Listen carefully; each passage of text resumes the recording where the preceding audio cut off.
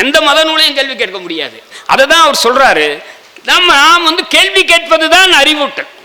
கேள்வி கேட்காம இதுவரை கேள்வி கேட்கறதுக்கே இதுவரையில் கற்பதற்கும் அல்லது கற்பிப்பதற்கும் கற்கவே நமக்கு உரிமை இல்லைன்னா நம்ம எப்படி கற்பிக்கிறது?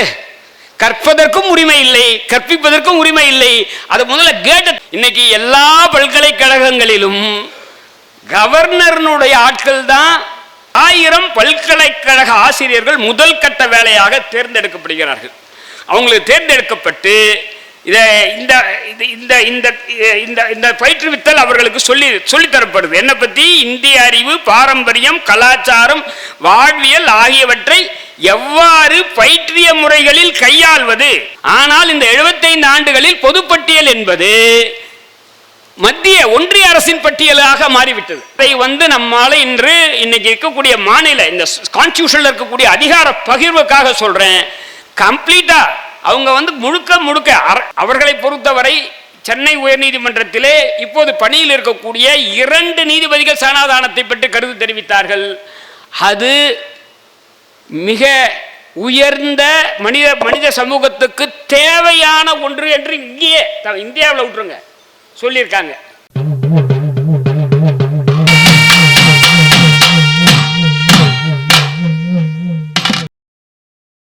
பிபிசிஐ ஊடகம் மறைக்கப்பட்ட பெருமக்களின் செய்தியை பெருமக்களுக்கு கொண்டு சேர்க்கும் விதமாக இயங்கும் ஒரு கருத்தியல் ஊடகமாகும். இந்த ஊடகத்தில் வெளியாகும் அனைத்து செய்திகளும் பெருமக்களுடையதாக இருக்கும், பெருமக்களுக்கானதாக இருக்கும்.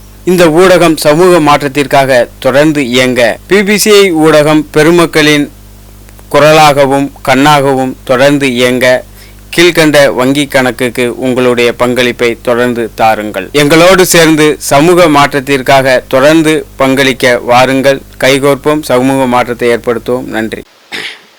அறிவீட்டலும் அறிவூட்டலும் சனாதானத்தால் சிதைந்த அறிவு பண்பு. பேராசிரியர் முன்னாள் துணைவேந்தர் ஜவஹர் நேசன் எழுதிய இந்த புத்தகம் ஒரு ஆய்வு நூல். கிட்டத்தட்ட துரைக்கண்ணு ஐயா அவர்கள் சொன்னார். எனக்கு கேட்டால் இது ஒரு ஆய்வு நூல். இதை படிக்கிறதுக்கு குறைஞ்சது 2 முறை படிக்கணும்னு என் கருத்து. நான் வந்து 2வது முறை முழுக்க படிக்க முடியல. முதல் முறை படிச்சுட்டேன், 2வது முறை என்னால் படிக்க முடியல. அதாவது நான் படித்தாலே பார்த்தா தெரியும். அந்த அப்படி படித்தாலும் அவ்வளோ இதில் ஆய்வு நூல்னாலே அதில் இருக்கக்கூடிய பிரச்சனைகள் தெரியும். இந்த நமக்கு அறிவீட்டல் அறிவூட்டல் பிரின்ஸ் அவர்கள் கொண்டு வரக்கூடிய ஒரு புத்தகத்தில் இருக்குது. கற்க கற்பிக்க, அதுதான் அது.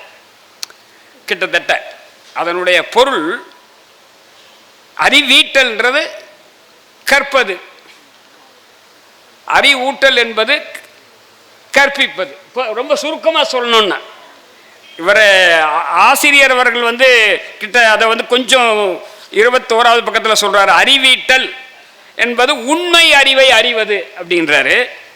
அறிவூட்டல் என்பது கல்வி நடவடிக்கை. எந்த மத நூலையும் கேள்வி கேட்க முடியாது. அதை தான் அவர் சொல்றாரு. நாம் கேள்வி கேட்பது தான் அறிவூட்டல். கேள்வி கேட்காம இதுவரை கேள்வி கேட்கறதுக்கே இதுவரையில் கற்பதற்கும் அல்லது கற்பிப்பதற்கும் கற்கவே நமக்கு உரிமை இல்லைன்னா நம்ம எப்படி கற்பிக்கிறது? கற்பதற்கும் உரிமை இல்லை, கற்பிப்பதற்கும் உரிமை இல்லை. அது முதல்ல கேட்ட. இன்னைக்கு எல்லா பல்கலைக்கழகங்களிலும் கவர்னருடைய ஆட்கள் தான் 1000 பல்கலைக்கழக ஆசிரியர்கள் முதல் கட்ட வேலையாக தேர்ந்தெடுக்கப்படுகிறார்கள். அவங்களுக்கு தேர்ந்தெடுக்கப்பட்டு இந்த பயிற்றுவித்தல் அவர்களுக்கு சொல்லித்தரப்படுது. என்ன பற்றி? இந்திய அறிவு, பாரம்பரியம், கலாச்சாரம், வாழ்வியல் ஆகியவற்றை எவ்வாறு பயிற்றிய முறைகளில் கையாள்வது. ஆனால் இந்த 75 ஆண்டுகளில் பொதுப்பட்டியல் என்பது மத்திய ஒன்றிய அரசின் பட்டியலாக மாறிவிட்டது. இதை நம்மால இன்னைக்கு இருக்கக்கூடிய மாநில இந்த கான்ஸ்டிடியூஷன்ல இருக்கக்கூடிய அதிகார பகிர்வுக்காக சொல்றேன். கம்ப்ளீட்டா அவங்க முழுக்க அவர்களை பொறுத்தவரை சென்னை உயர்நீதிமன்றத்திலே இப்போது பணியில் இருக்கக்கூடிய 2 நீதிபதிகள் சனாதானத்தை பற்றி கருத்து தெரிவித்தார்கள். அது மிக உயர்ந்த மனித சமூகத்துக்கு தேவையான ஒன்று என்று இங்கேயே இந்தியாவில் விட்டுருங்க சொல்லியிருக்காங்க. இதே ஜட்ஜ் என்ன சொல்லுவாரு?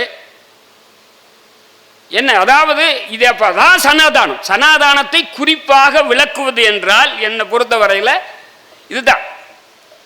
இன்னைக்கு அது வந்து கொள்ளோச்சுகிறது. அது இன்னைக்கு எல்லார் எண்ணங்களிலும் அது நிலை பெற்று நிற்பதாக நான் பார்க்கிறேன். அதில் அவரே உதாரணத்துக்காக சொல்லுவார். இன்னைக்கு பார்த்தீங்கன்னா போட்டி போட்டுக்கிட்டு பல்லக்க தூக்கிறதுக்கு தயாராக இருக்கான். யாருக்கு? ஆதீனங்களுக்கு. அவனை தூக்க சொல்கிறான், இவன் தூக்க தயாராக இருக்கான்ல. அப்போ அவன் என்ன நினைக்கிறான்? அவன் மண்டையில் என்ன இருக்கு அப்படின்றத சொல்கிறாரு. அதே மாதிரி வாழ்வியல் சடங்குகள் இருக்க எங்க சட்டங்கள் சொல்லுது? கான்ஸ்டியூஷன் எங்க சொல்லுது? இல்லை எந்த சட்டம் சொல்லுது? நம்ம கல்யாணம் பண்ணோன்னா ஐயரை கூப்பிடா ஐயர் கூப்பிடுறாரா? ஐயரை சொல்றாரு? இல்லை நம்ம வீட்டில் கருமாதி பண்ணுறதுக்கு அவரை கூப்பிட சொல்றாரா? ஆனால் நம்ம மைண்ட் கண்டிஷன் பண்ணியிருக்குல்ல, நம்ம சிந்தனையில் ஏற்றப்பட்டு இருக்கிறது. என்ன ஏற்றப்பட்டிருக்கு? இதுதான் சரி, இப்படிதான் செய்யணும். அதான் சொல்றாரு. அவர் கூட பெரிய ராக்கெட் விஞ்ஞானி. ராக்கெட் விடுறதுக்கு முன்னாடி தேங்காயெல்லாம் உடைச்சி தான் ராக்கெட் போகும் அப்படின்ற இல்லை. அவருன்னு சொல்லியிருக்காரு. சினிமாவிலையும் உண்டு. எம்ஜிஆரோட சினிமா எங்கள் தங்கம்னு நினைக்கிறேன். ஒரு படத்தில் அது அது அது ஒரு பெரிய பாட்டெல்லாம் ரொம்ப நல்லா இருக்கும். அது முரசொலி மாறன் அவர்களுடைய கதைன்னு நினைக்கிறாரு. எனவே இப்போ இதுதான் அடிப்படையானது. இப்போ ஏற்கனவே சொல்லிட்டார் அவர் சொல்கிறப்போ அமித்ஷாவுடைய அந்த கோபம் இருக்குது பாருங்க. என்ன அதை அந்த நீங்கள் கேட்டிங்களான்னு தெரியல வீடியோவில்.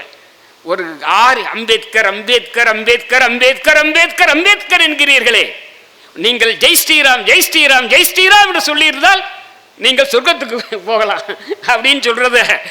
அப்போ இதுதான். ஏன்னா அவங்க வந்து எம்பியா பதவியாக இருக்கும்போது ஜெய் ஸ்ரீராம் தானே பதவி வைத்தாங்க, கான்ஸ்டியூஷன் வச்ச பதவி வைத்தாங்க. எல்லா எம்பிக்களும் ஜெய் ஸ்ரீராம் சொல்லி தான் பதவி வைக்கிறாங்க. அப்போ என்ன, நான் நேரடியாக வரேங்க. இப்போ என்ன 23ஆம் தேதி 27ஆம் தேதி இங்கே அறிவு சம்பந்தமானது. இதனால் அறிவு சம்பந்தமானது தான். அறிவீட்டல் அறிவூட்டல்ன்றது வேற என்ன? கல்வி சம்பந்தமான பிரச்சனை. அதை பற்றி நான் அதிகமாக பேச போகிறதில்ல. ஏன்னா அவர் பெரிய ஆய்வு பண்ணுறார். எப்போ தொல்காப்பியர் காலம், பண்டைய சங்க காலம், சங்கம் மருவிய காலம், இதெல்லாம் நான் பேச போகிறதில்ல. வாங்கி படிச்சிங்க. அதில் எப்படியெல்லாம் வந்து இருந்தது, அதில் அவருக்கே ஒரு உறுதியான முடிவுக்கு வர முடியல. இந்த சாதியம் என்பது எப்போ வந்தது? உலகத்தில் வேற எங்கேயும் கிடையாது. அது சொல்றாரு. இந்திய துணைக்கண்டத்தில் தான் சாதியம் இருக்கிறது அப்படின்னு சொல்லும்போது அப்போ அது பெரிய அந்த ஆய்வாக சொல்றார். கிட்டத்தட்ட 75 பக்கம் அதுக்காகவே இருக்கு. அதாவது பழங்காலத்தில் இருந்து இன்றைய காலம் வரை அவர் சொல்றாரு. பேரரசுகள் வரும்போது சாதிய உருவாக்கம் என்பது நிலை பெற்று விட்டதாக, கெட்டிப்பட்டு விட்டதாக, அதற்கு முன்னால் அதற்கான விதை ஊன்றப்பட்டு விட்டதாக அவர் சொல்றாரு. பேரரசுன்னா கிட்டத்தட்ட ஒரு 1500 ஆண்டுக்கு முன்னால், இல்லை 7ஆம் நூற்றாண்டில் இருந்து கிட்டத்தட்ட 10ஆம் நூற்றாண்டிலே ராஜா பேர் சொன்னா ஒரு சிலர் கஷ்டமாயிடும். ஏன்னா உச்சாணி கும்பலை வச்சு கொண்டாடுறாங்க. ஆனால் அந்த தஞ்சாவூர்ல கோயில்ல பார்த்தீங்கன்னா செப்பேடுகள் முதலில் சமஸ்கிருதத்தில் இருக்கு. எல்லா செப்பேடுகளும் சமஸ்கிருதத்தில் இருக்கு. ஏன்னா அதை ஒருத்தர் குடவாயில் பாலசுப்ரமணியம் என்னுடைய கிளையண்ட் அவரே சொன்னார். அவர் வந்து அந்த அரசு அந்த ராஜாவினுடைய மிகப்பெரிய ரசிகர் அவர். இருந்தாலும் அவர் சொல்றதுக்காக சொல்றோம். ஏன்னா இப்போ நான் சொன்னேன், இப்போ அறிவூட்டல் சம்பந்தமாக, இப்போ அறிவீட்டல் சம்பந்தமாக புக் ஃபேர் நடக்குதுங்க. புக் ஃபேர் வந்து தமிழ்நாட்டில் எல்லா மாவட்டங்கள்லையும் அரசாங்கம் நடத்துது. சென்னையில் பப்பாசி நடத்துது. உங்களிடம் ஒரு கேள்வியை கேட்கிறேன். பப்பாசியில் எத்தனை பட்டியல் இனத்தை சேர்ந்த பப்ளிஷர்ஸ் இருக்காங்க? ஏன் இல்லை? ஏன்னா நான் இப்போ சமீபத்தில் போய் அதில் நான் தலையிட்டேன், பார்த்தேன். நீலம் பா ரஞ்சித் உறுப்பினர் இல்லை, சேர்க்க மாட்டேங்கிறான். பா ரஞ்சித் எம்பியாக இருக்கக்கூடிய ரவிக்குமார் மணற்கேணி அவர் இல்லை. அப்புறம் இந்த மாதிரி எல்லாம் ஆம்ஸ்ட்ராங் அவங்க மனைவி அவங்களுடைய பதிப்பகம் அவங்க கிடையாது. இன்னும் அஜய் பாலா அவர் இல்லை. பாலம் முன்னாள் துணை தலைமை செயலாளர், additional chief secretary Krishnadas Gandhi பாலம் பதிப்பகம் இல்லை. அப்போ நமக்கு ஸ்டால் கடை கிடைக்குமா கிடைக்காதான்றது வேற யாரோ முடிவு பண்றான். அதுலயும் அதற்கான வாடகை வேறு ரொம்ப அதிகம். உறுப்பினராக இருந்தா ஒரு வாடகை, உறுப்பினர் இருந்தா ஒரு வாடகை. இந்த நீளத்துக்கெல்லாம் போன முறை 4 கடை, இந்த முறை 2 கடை தான். 4 கடை இல்லைன்ட்டான் நீள. அதான் எனவே இதெல்லாம் தான் இந்த நேரத்தில் கூட சேர்த்து பார்க்கறதுக்காக இப்போ 21ஆம் நூற்றாண்டு தமிழ்நாட்டில் இதாங்க நிலைமை சொல்றாங்க. அத ரெண்டாவது உங்களுக்கு pre matric post matric scholarship முதல்வர் கடிதம் செய்திருக்கார். இங்கே இடபிள்யூஎஸ்க்கு வருமான வரம்பு 8 லட்சம். ப்ரீ மெட்ரிக் போஸ்ட் மெட்ரிக் ஸ்காலர்ஷிப்புக்கு, போஸ்ட் மெட்ரிக்னா கல்வி காலேஜ் படிக்கிறதுக்கு நான் நினைக்கிறேன் பிரின்ஸ் கரெக்டா, போஸ்ட் மெட்ரிக்ன்றது கல்லூரி படிக்கிறதுக்கு தான். அதுக்கு 2.5 lakhs கரெக்டா, 2.5 lakhs. அதுக்கு 8 லட்சம் ரூபாய் இருந்தா அவருக்கு இடபிள்யூஎஸ் உண்டு. உயர் சாதியில ஏழைகள் அவர்கள் 8 லட்சம் இருந்தா. ஆனா பட்டியலினத்தை சேர்ந்தவர்களாக இருந்தால் போஸ்ட் மெட்ரிக் ஸ்காலர்ஷிப் பெறுவதற்கு 2.3 லட்சம் தானே கிடையாது. அப்போ அவர் எழுதுறாரு என்ன ஆகுன்னு நமக்கு இதெல்லாம் தெரியவே தெரியாது. எனவே இதுல அதை எப்படி இதெல்லாம் இதை ஒழிப்பது அப்படின்ற பிரச்சனை இருக்குல்ல. இன்னைக்கு இதை எப்படி இதுக்கான சீர் செய்வது அப்படின்றதுல அவர் சொல்றாரு, சமூக நீதி சம்பந்தமாக பாட புத்தகத்தில் வச்சா ஆயிடுமா, இல்ல கோட் ஆஃப் கான்டக்ட் நன்னெறின்னு சொல்லி தண்டனை கொடுத்தா ஆயிடுமா, என்ன ஆகாது அப்படின்றாரு. என்ன அவர் என்ன சொல்றாரு, நமக்கு ஏற்கனவே பாட புத்தகத்தில் 2வதுன்னு சொல்றாரு. அவர் 2வதோ 4வதுலயோ படிக்கிறோம், ஔவையார் சொன்னாங்க அப்படின்னு சொல்றாரு. சாதி 2 வேறு இல்லைன்னு பாடம் சொல்லி கொடுத்துருக்காங்களே இல்லையா. பாடம் சொல்லி கொடுத்து அதை 195 மதிப்பெண் வாங்கி வேலையும் வாங்கி ஆசிரியராகி, ஆனா சாதி மூளையிலே இருக்கு. சாதி மூளையை விட்டு அகலவே இல்லை, மண்டையை விட்டு அகலவே இல்லை அப்படின்றத சொல்றாரு. அவர் அதோட சொல்றாரு, அது சாதி 2 வேறில்லை சாற்றுங்கால் அந்த ஔவையாருடைய பாட்டை சொல்றாரு. பிறப்புக்கும் எல்லா உயிர்க்கும் எல்லாருக்கும் நம்ம பொறுப்பெல்லாம் சொல்லுவோம். ஆனா சாதி எப்படி இருக்கு அப்படின்றது கண்கூடாக எந்த ஏற்றத்தாழ்வு இருக்கிறதல்ல, அது கல்வியில் எப்படி விளையாற்றுகிறது என்பதுதான் அந்த புத்தகத்தினுடைய சாராம்சம். அது கல்வியில், கல்வி பெறுவதில் எப்படி அது செயலாற்றுகிறது அப்படின்றது. நீங்க சட்டத்திலேயே கூட நீங்க எடுத்துக்கிட்டீங்கன்னா பாத்தீங்கன்னா அவர் சொல்றாரு, அதுல அந்த காலத்துல எம்பிபிஎஸ் படிக்கிறதுக்கு சான்ஸ்கிரிட் வேணும்ட்டு. இப்ப அப்படி கிடையாதுங்க. நீங்க அவங்க இப்ப வேற மாதிரி உத்தி. இப்போ உங்க எம்பிபிஎஸ் படிக்க கூடாதுன்றதுக்காக சான்ஸ்கிரிட் வச்சாங்க. இப்ப அப்படி இல்லை. ஆல் இண்டியா மெடிக்கல், ஆல் இண்டியாவில் மெடிக்கல் கோட்டா அப்படின்றதுல 40 வருஷம் கிட்டத்தட்ட அவங்க அனுபவிச்சாங்க. எப்படி ஆல் இண்டியா மெடிக்கல் கோட்டாவில் 15% எம்பிபிஎஸ் நம்ம தமிழ்நாட்டில் இருக்கக்கூடிய சீட் இப்ப கூட கொடுத்துட்டு இருக்கோம். எம்டிஎம்எஸ் எவ்வளவு சீட் தர தெரியுங்களா? போஸ்ட் கிராஜுவேட்டுக்கு ஆல் இண்டியா மெடிக்கல்ல 50%, 50% கேப்பும்பாங்க. கம்யூனல் ரிசர்வேஷன் கேப்பும்பாங்க. இந்த 50% இதுக்கு நோ ரிசர்வேஷன் 40 வருஷம் இருந்தது இதுக்கு. அது அப்ப அவங்களுக்கு என்ன தேவை? ஒரு காலத்துல சாதாரண மீதி கல்வி எல்லாம் அவங்க உயர் சாதியினர் தான் பெற்றிருந்தார்கள். இப்போது அவர்களுக்கு இது போன்ற கல்வி தேவை. எது? மருத்துவம் போன்ற மருத்துவ உயர்கல்வி போன்றதுல தேவை. அதனால அது அவர்கள் அவங்களால இந்த ஆட்சி அதிகாரத்தில் இருந்து கொண்டு எந்த ஆட்சி அதிகாரம் இருந்தாலும், இது மோடி ஆட்சியில் இல்ல, ராஜீவ் காந்தி இருந்தப்பதான் இது வந்தது. எப்படி வந்தது? நீதிமன்றத்தின் மூலமாக வந்தது. நீதிமன்றத்தில் என்ன சொல்றாங்க? நாங்க பண்ண பார்லிமெண்ட்ல பிரச்சனை வரும், நீங்க பண்ணுங்கன்ட்டாங்க. ஏன்னா ஆர்டிகல் 15(4) இது வேலை செய்ய வேண்டிய செய்ய வேண்டிய வேலை அரசுக்கு. எவ்வளவு ரிசர்வேஷன் அப்படின்றத சொல்ல வேண்டியது, இது சம்பந்தமா சொல்ல வேண்டியது அரசனுடைய பணி. பார்லிமெண்ட்ல கொண்டு வர முடியுமா? இதை ரிசர்வேஷன் இல்லாம 50% எம்டிஎம்எஸ் தூக்கி கொடுப்பா அப்படின்ட்டு.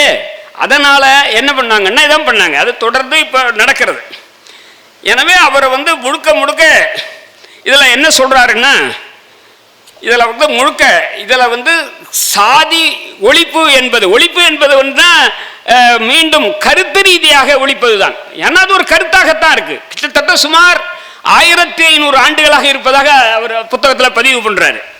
அதுதான் வந்து இன்னைக்கு இருக்கக்கூடிய எல்லா விதமான கல்வியில் இடையூறுக்காக, அதுதான் அறிவு பண்பை சிதைப்பதற்கான ஒரு இடையூறாக இருக்கிறது. ஏன்னா அது ஒரு புனிதம் படுத்தப்பட்டு இருக்கிறது. அதை வந்து நம்ம நான் இவ்வளோ பல விஷயங்களை சொன்னோம் உங்களுக்கு. நமக்கு யார் நான் சொன்னேன் இல்லைங்களா, இன்னைக்கு ஒவ்வொரு நாளும் இப்போ பார்த்தீங்கன்னா இன்னைக்கு என்ன, நேற்று ஞாயிற்றுக்கிழமை 4:06 ராகு காலம். என்ன யார் படிச்சிருந்தாலும் அது செய்யாது அப்படின்றத யார் சொல்லித்தராங்க? நீங்களே. அவர் என்ன வேணா, அவர் என்ன PhD படிச்சிருக்கட்டும், ஆனால் ஆய்வு பண்ணி அவர் வந்து 4:06 போகண்டார். ஏன்னா அதெல்லாம் இன்னைக்கு விஞ்ஞானத்துக்கு புறம்பானது என்று சொல்லிவிட்டார்கள். இந்த ராகு எல்லாம் கிடையாதுன்ட்டு. ஆனாலும் இன்னும் சாதாரணமாக இந்த நம்பிக்கை இருக்கு பாருங்க. இந்த நம்பிக்கை, அது அந்த நம்பிக்கையிலும் குறிப்பாக இந்த சாதி சம்பந்தமான நம்பிக்கை இன்னைக்கு அதை உடைத்தது இருக்குல்ல, அதை உடைத்து பொது கல்விக்கு போனதே வந்து வெள்ளக்காரங்காலத்தில் தான். குறிப்பாக அதை சொல்றாரு மெக்காலேவனுடைய காலத்தில் தான் பொது கல்வி என்பதே வருது. அதுக்கு முன்னாடி எல்லாம் கிட்டத்தட்ட வந்து உயர் சாதியினருக்கு வந்து ஆதீனங்களில் சைவ அல்லது வைணவ அந்த போதனையும் வைதீக வேத பாடங்கள், சமஸ்கிருத பாடங்கள் வந்து பிராமணர்களுக்காகவும் நடந்துகிட்டு இருந்தது அப்படின்றத சொல்றாரு.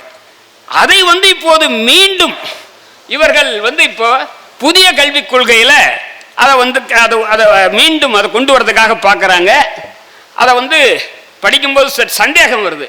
பிரமாண சாத்திரம், பிராமண இல்ல, பிரமாண சாத்திரம் அப்படி என்பது இந்தியாவின் பாரம்பரியத்தை கொண்டது. இந்தியாவின் பாரம்பரியம் அப்படின்றது இந்திய அறிவு, இந்திய பாரம்பரியம், இந்திய கலாச்சாரம், இந்திய வாழ்வியல் அப்படி என்றது சொல்றதுதான் பிரமாண சாத்திரம்னு அவர் சொல்றாரு. அந்த வார்த்தைகள்லாம் புதுசா இருக்கு நமக்கு. அதுதான் இன்றைய புதிய கல்விக் கொள்கையினுடைய அடிப்படை. எல்லாம் வந்து இந்த அதுதான் ஒரு நாடு ஒரு தேர்தல் மாதிரி கல்வியிலும் இதேதான் இந்திய அறிவு, இந்திய பாரம்பரியம் சொல்லி அவர் என்ன சொல்றாருன்னா 1000 ஒரே ஒரு பக்கம் 62 இருக்கு. அதில் சொல்றாரு, ஒரு 1000 பல்கலைக்கழக ஆசிரியர்கள் முதல் கட்ட வேலையாக தேர்ந்தெடுக்கப்படுகிறார்கள். அவங்களுக்கு தேர்ந்தெடுக்கப்பட்டு இந்த பயிற்றுவித்தல் அவர்களுக்கு சொல்லித்தரப்படுது. என்ன பற்றி? இந்திய அறிவு, பாரம்பரியம், கலாச்சாரம், வாழ்வியல் ஆகியவற்றை எவ்வாறு பயிற்றிய முறைகளில் கையாள்வது, இவற்றை பள்ளி கல்வி மற்றும் உயர்நிலை பள்ளி பாடங்களாக எவ்வாறு செயல்படுத்துவது என்று UGC மூலம் பயிற்சி அளிக்கப்பட்டு வருகிறது. இன்னும் 2 ஆண்டுகளில் 15 லட்சம் ஆசிரியர்களுக்கு இது சம்பந்தமாக முழுமையான பயிற்சி அளிக்க திட்டமிடப்பட்டுள்ளதுன்னு சொல்றேன். இதுதான் நம்ம முன்னாடி இருக்கக்கூடிய பெரிய ஒரு நமக்கு சவாலாக இருக்கிறது. இப்போ எல்லாம் சொன்னாங்க, இப்போ ஒரு மாநிலத்துக்கான ஒரு ஸ்டேட்டோட எஜுகேஷன் பாலிசி அதை சொன்னாங்க. அதில் இந்த அரசு செய்யலை, அதில் இருந்தார் ஐயா ஜவஹர்நேசன் அவர்கள், அதிலேருந்து வெளியேறிட்டாரு அப்படின்ட்டு. இப்போ பிப்ரவரியில் வெளியிட போறாருன்னாங்க. ஒரு தகவலை மட்டும் நான் சொல்கிறேன். இப்போது இன்னைக்கு எடுத்துக்கிட்டிங்கன்னா அப்படி நம்ம ஒரு கல்வி பாலிசியை அறிவிக்கலாம். ஆனால் அந்த பாலிசியை சட்டமாக இப்போ கூட அவங்க கூட ஒரு பாலிசியாக இருந்தால் அது அமலுக்கு வராது. ஆனால் அவங்க அமல்படுத்துகிறாங்க. அவங்களோட அதிகாரத்தை பயன்படுத்தி ஒன்றிய அரசு அமல்படுத்துது. ஏனென்றால் இன்று கல்வி வந்து பொதுப்பட்டியலில் இருக்கு. 75 ஆண்டுகளுக்கு முன்னால் அரசமைப்பு சட்டம் வந்த போது பொதுப்பட்டியல் பற்றிய புரிதல் வேறு. பொதுப்பட்டியல் என்றால் 2 பேரும் பண்ணிக்கலாம், நீயும் பண்ணிக்க நானும் பண்ணிக்கலான்ட்டு. ஆனால் இந்த 75 ஆண்டுகளில் பொதுப்பட்டியல் என்பது மத்திய ஒன்றிய அரசின் பட்டியலாக மாறிவிட்டது. அவங்க இருக்கிற இடத்துல நீ ஒன்னே பண்ண முடியாது. நான் என்னன்னா ஐயா வந்து அவர் அங்கிருந்து வெளியே வராம அப்படியே கொடுத்திருந்தாலும் கூட அதை வந்து நம்மால இன்னைக்கு இருக்கக்கூடிய மாநில இந்த கான்ஸ்டிடியூஷன்ல இருக்கக்கூடிய அதிகார பகிர்வுக்காக சொல்றேன், கம்ப்ளீட்டா அவங்க வந்து முழுக்க அம்பேத்கருடைய காலத்துடைய கான்ஸ்டிடியூஷன் இப்ப இல்ல, சிதைக்கப்பட்டு விட்டது. 106 அமெண்ட்மெண்ட் இது வரைக்கும் வந்திருக்குன்னு நான் நினைக்கிறேன். இந்த 106 அமெண்ட்மெண்ட்ல பல அதிகாரங்கள் வந்து ஒன்றிய அரசு கிட்ட போயிருக்கு. கல்வி மட்டுமல்ல, நீதித்துறை உட்பட, அதுக்கப்புறம் லா அண்ட் ஆர்டர் உட்பட எல்லாம் அதை பற்றி பேசுவதற்கான நேரம் அல்ல. எனவே வந்து இன்னைக்கு வந்து இருக்கக்கூடிய பிரச்சனை இருக்கு பாருங்க. அதனால அவங்க நினைச்சாங்கன்னா, ஒன்றிய அரசு நினைத்தால் சனாதானத்தை, அவர்கள் வந்து சொல்லக்கூடிய புனிதத்தை, இந்த அவர்களுடைய கருத்தை அவங்க வந்து தன்னார்வலர்கள் மூலமாக இன்னும் பல்வேறு மூலமாக இதை வந்து அதை கொண்டு போய் சேர்த்துருவாங்க. கடைசி அங்கே சமீபத்தில் சென்ற வாரம் நான் வந்து ஸ்கூல் ஆஃப் எக்ஸலன்ஸ் இங்கே இருக்கேன், அம்பேத்கர் லா யூனிவர்சிட்டி. அங்கே ப்ராப்பர்ட்டி லாவில் எம்எல் இனாகரேஷனுக்காக என்னை கூப்பிட்டுருந்தாங்க. நான் அப்போவே சொன்னேன், எனக்கும் ப்ராப்பர்ட்டி லாவுக்கு சம்மந்தம் இல்லை, நீங்கள் இல்லை நீங்கள் வாங்க அப்படின்னாங்க. சரி அப்படின்னு போனோம். அங்கே போய் பார்க்குறப்போ ஒரு பிரச்சனை. அந்த அம்பேத்கர் சட்டக்கல்லூரியில் அங்கே அம்பேத்கர் படம் இருக்கு, அப்துல் கலாம் படம் இருக்கு, கவர்னர் ரவியின் படம் இருக்கிறது, ஸ்டாலின் படம் இல்லை. எந்த பல்கலைக்கழகத்திலும் தமிழ்நாட்டு முதல்வர் படம் இல்லை என்று அப்போது அங்கிருந்தவங்க சொன்னாங்க எனக்கு. எந்த பல்கலைக்கழகத்திலும். அப்போது இது ஒரு பிரச்சனையாக பேசப்பட்டது. என்னுடன் ஜாயின்ட் கமிஷனர் லேண்ட் அட்மினிஸ்ட்ரேஷன் வந்தார், அவர் தான் முதல்ல இதை பேசினார். இது எங்க கல்லூரி பண்ண ஆரம்பிச்சார். அதை நான் அதிகமாக பேசினேன் அங்க. ஏன்னா அந்த இடத்தை கொடுத்தது தமிழ்நாடு அரசு, கட்டியது தமிழ்நாடு அரசு, இப்போ சம்பளம் கொடுக்கிறது தமிழ்நாடு அரசு. அப்போ நான் திமுகவா இல்லையான்றது இல்லைங்க. நான் என்ன சொன்னேன், ஸ்டாலின் இருந்தால் ஸ்டாலின் படம் இருக்கணும், நாளைக்கு எடப்பாடி பழனிசாமி இருந்தால் எடப்பாடி பழனிசாமி படம் இருக்கணும், நாளைக்கு விஜய் இருந்தால் விஜயோட படம் இருக்கணும். ஆனா கவர்னர், இதுதான் இன்னைக்கு இருக்கக்கூடிய நிலைமை. இன்னைக்கு எல்லா பல்கலைக்கழகங்களிலும் கவர்னருடைய ஆட்கள் தான் வைஸ் சான்சலர். அங்கே சேலத்தில் இருக்கக்கூடிய பல்கலைக்கழகத்தில் அவர் ஒரு பேராசிரியரை பட்டியலினத்தை சேர்ந்தவர் சாதி பேராலேயே அழைக்கிறாரு. ஆனால் அந்த ரிஜிஸ்ட்ராரை நடவடிக்கை எடுக்க சொல்லி உயர்கல்வித்துறை சொல்லுது, ஆனால் நடவடிக்கை எடுக்கப்படல. இதுதான் இன்னைக்கு இருக்கக்கூடிய உண்மையான நிலைமை. இந்த பின்னணியில் தான் இந்த அறிவீட்டல் அறிவூட்டல்ன்றதை பற்றிய புரிதல் நமக்கு வேணும். அவருடைய முழு நோக்கமும் என்னன்னா, இந்த சாதிய சமூகமும் ஏற்றத்தாழ்வும் பிறப்பால் ஏற்றத்தாழ்வு, அதான் அடிப்படை. சாதிய சமூகத்தினுடைய அடிப்படை வந்து பிறப்பால் ஏற்றத்தாழ்வு. ஏற்றத்தாழ்வு இல்லாத சமூகம் இல்லை. உலகில் எல்லா சமூகங்களும் ஏற்றத்தாழ்வு இருக்கிறது. அது ஏற்றத்தாழ்வு எதனால் பல காரணங்களால் இருக்கும். அவர் வைக்கக்கூடிய பதவியால் இருக்கும், அவர் இருக்கக்கூடிய செல்வத்தால் இருக்கும், அல்லது பல காரணிகளால் இருக்கும். ஆனால் பிறப்பால் கிடையாது. பிறப்பால் ஒரு ஏற்றத்தாழ்வு என்பது இங்கே தான் இருக்கு. அது வந்து கல்விக்கு இடையூறாக இருக்கிறது. அதுதான் அந்த தான் இப்போ சொன்னேன், பப்பாசியில் கூட உறுப்பினராக முடியாமல் இருக்கிறது என்று சொன்னேன். எனவே இதை பற்றிய ஒரு பெரிய ஆய்வை வந்து இவர் மிக சிரமப்பட்டு, அதில் சிலதெல்லாம் புரியவே ரொம்ப கஷ்டம். அத்வைதம், துவைதம், வசிஷ்டாத்வைதம், அதனுடைய அதுவும் கல்விக்குமான இதை பற்றி அவர் சொல்றது வந்து ரொம்ப என்ன சொல்றாரு, எல்லாமே கல்வியை கேள்வி அவங்க சொல்றதை ஒத்துக்கணும். புனிதம், புனிதம் என்பதை ஒத்துக்கணும். நீங்க பெண்களுக்கான உரிமையை மறுப்பாங்க. அவங்க சொல்லுவாங்க, எங்க ஐயப்பன் கோயிலுக்கு போகக்கூடாது, ஆமாம் போகக்கூடாது, அதை கேள்வி கேட்கக்கூடாது. திருக்குறளை அறநெறியை கேள்வி கேட்கலாம், ஆனால் பகவத்கீதையை கேள்வி கேட்கக்கூடாது. ஏன்னா பகவத்கீதை மட்டுமல்ல, எந்த புனித நூலையும் கேள்வி கேட்கக்கூடாது. நம்ம இங்க நம்ம சப்ஜெக்ட் வந்து பகவத்கீதை, வேற ஒன்றும் இல்லை. எந்த மத நூலையும் கேள்வி கேட்க முடியாது. அதை தான் அவர் சொல்றாரு. நாம் வந்து கேள்வி கேட்பது தான் அறிவூட்டல். கேள்வி கேட்காம இதுவரை கேள்வி கேட்கறதுக்கே இதுவரையில் கற்பதற்கும் அல்லது கற்பிப்பதற்கும், கற்கவே நமக்கு உரிமை இல்லைன்னா நம்ம எப்படி கற்பிக்கிறது? கற்பதற்கும் உரிமை இல்லை, கற்பிப்பதற்கும் உரிமை இல்லை. அது முதல்ல கேட்டை திறந்து விட்டது 1830 மெகலே அவர்கள். இப்போது நாம் அதுக்கான விவாதத்தில் இருக்கிறோம். அந்த விவாதத்தை அவர் வந்து நல்லா தொடங்கி வச்சு ஒரு என்ன சொல்றது, ஒரு பெரிய அளவில் ஒரு ஆய்வு நூலாக, மிக சிறப்பான ஒரு ஆய்வு நூலாக இதை நான் பார்க்கிறேன். எனவே இதை வெளியிடுவதற்கு எனக்கு வாய்ப்பு கொடுத்த உங்களுக்கு நன்றி, வணக்கம்.